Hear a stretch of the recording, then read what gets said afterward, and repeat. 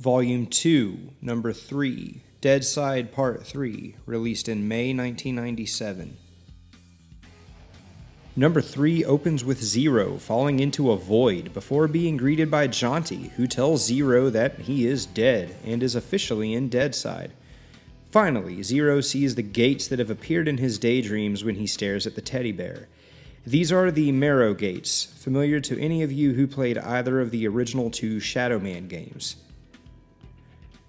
Back in Liveside, Bones and the dead men are confused as to the whereabouts of Shadow Man, Jaunty, and Nettie, as they have all seemed to disappear.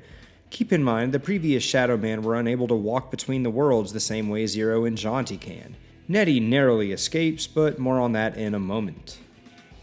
Bones, angry and confused, reaches for Zero's teddy bear and is severely burned.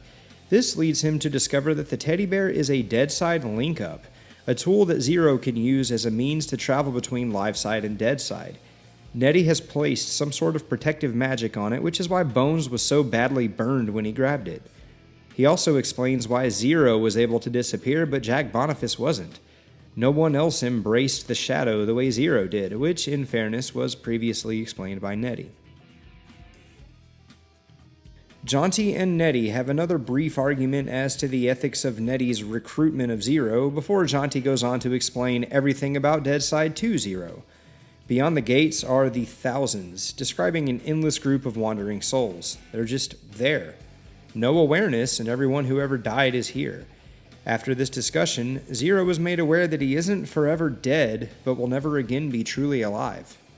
Zero sees his brother Luke before Jaunty explains that these souls do not have senses and are unaware of Zero's presence. Now, remember the incomplete thought that I had referenced before?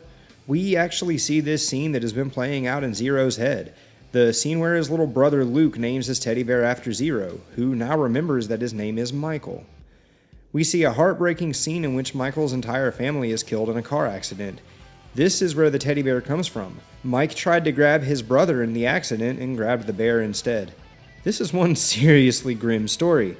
A hitman with no memory who doesn't have any real friends learning that his entire family is in such a cold, dark place for eternity. We learn even more details about Mike's sadistic history from Josie, who is bound upside down and interrogated at knife point by Bones, who is playing a game of tic-tac-toe against Jawbone by carving into Josie's stomach with the aforementioned knife. Mike became a hitman at the end of 1992, killing a heckler barehanded as he was seeking work from Josie. Josie refers to himself as a middleman who people call when they want a killing done. Mike has made almost $100,000 but doesn't even care about this money. This is brilliantly interspersed with the scene involving Jaunty and Mike, where Mike is learning about his nearly year-long coma and how it was used by Nettie to manipulate Mike and turn him into a sadistic, relentless killer, who feels absolutely no remorse. In his comatose state, he was drifting in and out of Deadside, which is why there is an image of the Marrow Gates in Mike's mind. The same gates he can vaguely remember as he stares at the teddy bear. The two walkers between worlds come to the realization that Nettie had basically turned Mike, an English literature college student, into a cold-blooded killer by manipulating his mind and thoughts during his coma. Mike realizes he has a score to settle with Nettie, but first he has to save Josie. This is the best book so far and easily one of the most thrilling comics I have ever read in my life. To recap, we get our first glimpse of Deadside. Zero remembers that he is a man named Michael and remembers what happened to his family. Josie spills some exposition about Zero and how he came to be a hitman working at the Wild at Heart.